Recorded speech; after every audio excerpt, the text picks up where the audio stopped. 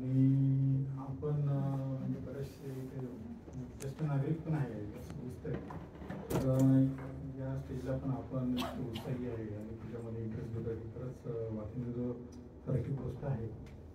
तर आज तुम्ही भूजल संरक्षण विकास यंत्रणेमध्ये आले आहे. तर आमच्याकडे थोडं स्टाफ कन्स्टंट असल्यामुळे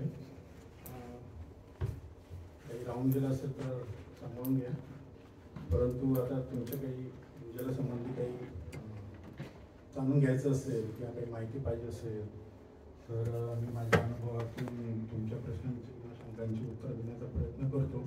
जर आम्हाला काही माहिती नसेल मला तर मी माहिती घेऊन तुम्हाला नंतर देईल वाटल्यास. परंतु तर आपण विचारू शकता. मी पुण्यातून मी मूळचा नागपूरचा आहे. मी BSc नंतर MSc tech applied geology Nagpur विद्यापीठातून केलं आहे. PhD मी पुण्यातून केलेली आहे ग्राउंड वॉटर या विषयात. माझे गाईड जे होते डॉक्टर हिमांशू कुलकर्णी, आपल्यापैकी काही लोकांनी त्यांचं नाव ऐकलं असेल. त्यांना आता नुकताच तो जगातला एक मोठा अवॉर्ड मिळालेला आहे. सरांची तब्येत सध्या बरी नाही आहे, आपल्याला काही लोकांना कल्पना असेल.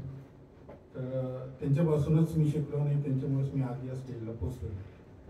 तर माझे दुसरे को गाईड होते डॉक्टर SB देवळकर, जे हिमांशू कुलकर्णी सरांचे पण गाईड होते. तर अशा लोकांकडून मला शिकण्याचा अनुभव म्हणजे संधी प्राप्त झाली, त्याच्याबद्दल मी देवाचा आभारी आहे. आणि आज तुम्ही हे जे गेल्या 9-10 वर्षापासून मी पुण्यात आहे, तर त्याच्यामध्ये हा जो आजचा अनुभव हा पहिल्यांदाच येतो आहे. तर आपण आपल्या काही असतील जिज्ञासा तर मी प्रयत्न करेन. नाही ते तू उशी फिरवणार आहे.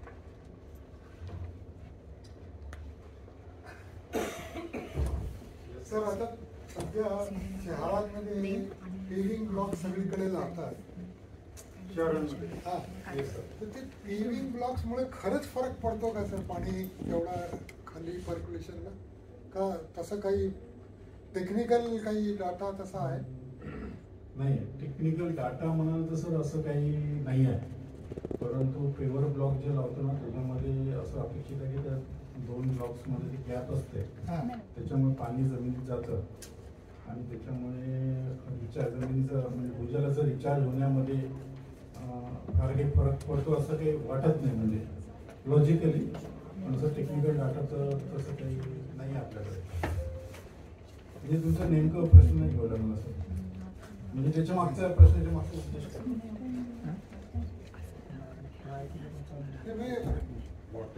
आजकाल असं शहरांमध्ये साफसूफ राहणं, असं रस्ते साफसूफ असावे म्हणून सगळीकडे फुटपाथवरती किंवा सोसायटीमध्ये सुद्धा कुठेही मोकळी जमीन ठेवायची नाही, बंद करून टाकायचं असं एक सध्या ते मध्ये काही दिवस फुटलं होतं. त्यांनी खरं फरक पडतो का असा एक प्रश्न.